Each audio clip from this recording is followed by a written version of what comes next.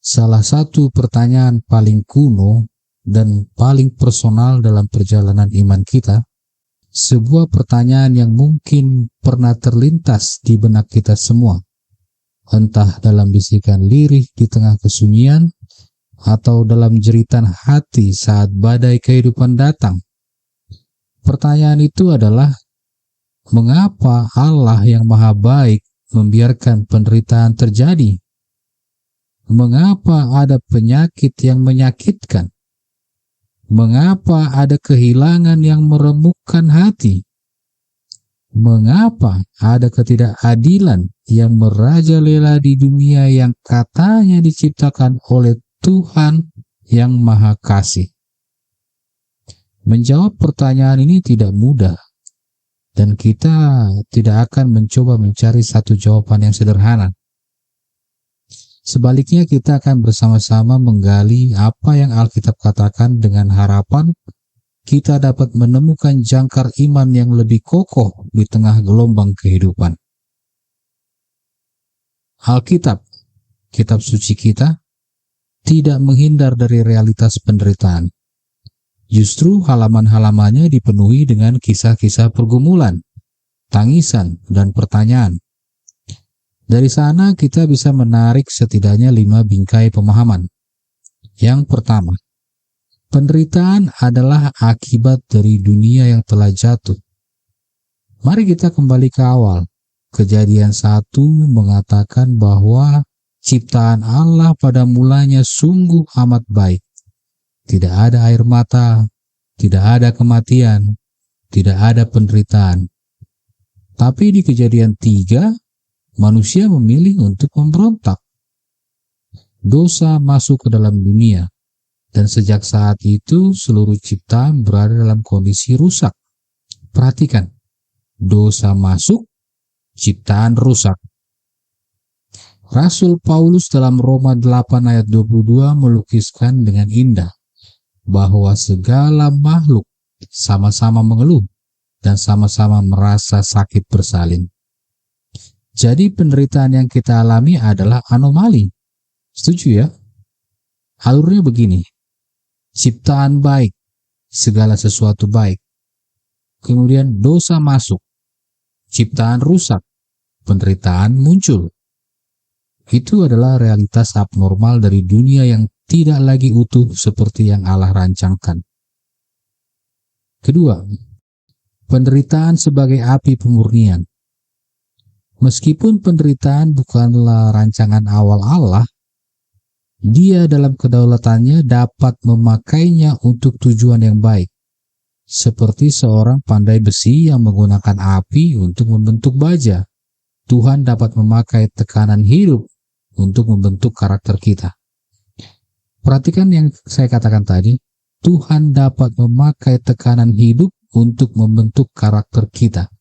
Itu bukan berarti Tuhan mencobai atau merancangkan penderitaan kepada manusia.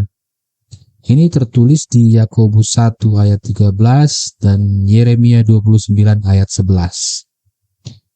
Kemudian Yakobus 1 ayat 3-4 menasihati kita, ujian terhadap imanmu itu menghasilkan ketekunan, dan biarlah ketekunan itu memperoleh buah yang matang, supaya kamu menjadi sempurna dan utuh.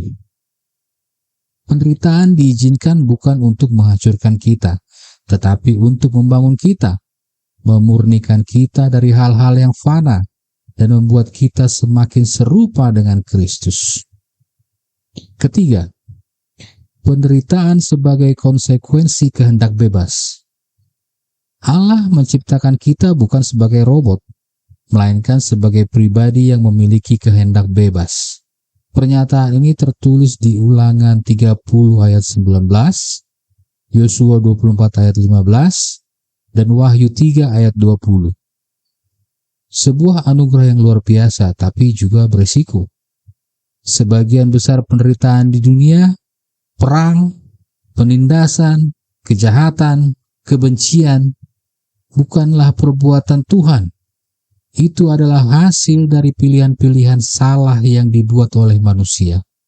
Allah mengizinkannya, Karena jika Dia selalu mengintervensi setiap pilihan kita yang salah, maka kehendak bebas itu sendiri menjadi hayalan aja. Keempat, penderitaan yang menuntun kita kembali pada Tuhan.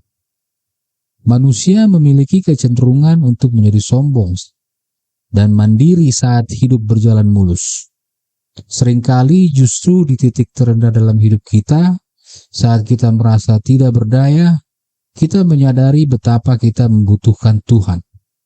Ayub, setelah kehilangan segalanya, pada akhirnya berkata di Ayub 42 ayat 5, hanya dari kata orang saja aku mendengar tentang Engkau, tetapi sekarang mataku sendiri memandang Engkau.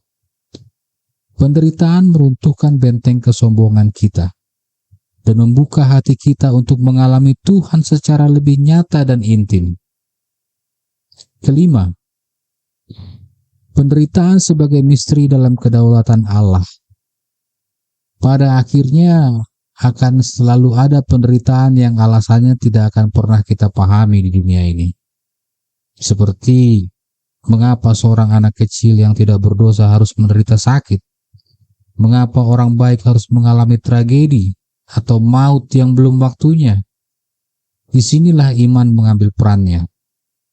Kita diundang untuk percaya pada apa yang kita tahu tentang karakter Allah, bahwa Dia baik, adil, dan berdaulat, bahkan ketika kita tidak mengerti jalannya. Seperti yang tertulis dalam Yesaya 55 ayat 9, seperti tingginya langit dari bumi, demikianlah tingginya jalanku dari jalanmu, dan rancanganku dari rancanganmu. Jadi, di mana kita sebagai orang percaya harus berpegang? Jawaban Kristen atas penderitaan bukanlah sebuah mengapa, melainkan sebuah siapa. Siapa Dia? Dia adalah Tuhan Yesus Kristus. Keunikan iman Kristen adalah kita tidak menyembah Tuhan yang jauh di sorga, yang hanya melihat penderitaan kita dari kejauhan, tapi kita menyembah Tuhan yang turun ke bumi, menjadi manusia, dan ikut merasakan penderitaan yang paling dalam. Di kayu salib, Yesus menanggung puncak penderitaan. Penderitaan fisik, emosional, dan spiritual. Allah tidak kebal terhadap rasa sakit kita. Dia telah merasakannya sendiri. Salib tidak menjelaskan mengapa kita menderita, tetapi salib menunjukkan kepada kita apa yang Allah lakukan terhadap penderitaan itu, yaitu Dia masuk ke dalamnya dan menebusnya. Iman Kristen tidak menjanjikan sebuah kehidupan yang bebas dari badai, tapi iman Kristen menjanjikan kehadiran Sang Nahkoda Agung di dalam perahu kita saat badai itu mengamuk. Pada akhirnya, jawaban final atas semua penderitaan kita ada di masa depan. Kitab Wahyu 21 ayat 4 memberikan janji terindah, dan Dia akan menghapus segala air mata dari mata mereka, dan maut tidak akan ada lagi. Tidak akan ada lagi perkabungan, atau ratap tangis, atau duka cita, sebab segala sesuatu yang lama itu telah berlalu. Hingga hari itu tiba, marilah kita berpegang pada pengharapan ini. Marilah kita saling menopang dalam setiap pergumulan. Dan marilah kita percaya bahwa di balik setiap air mata ada tangan Tuhan yang berdaulat, yang sedang merajut sebuah kebaikan yang kekal, yang melampaui segala pemahaman kita.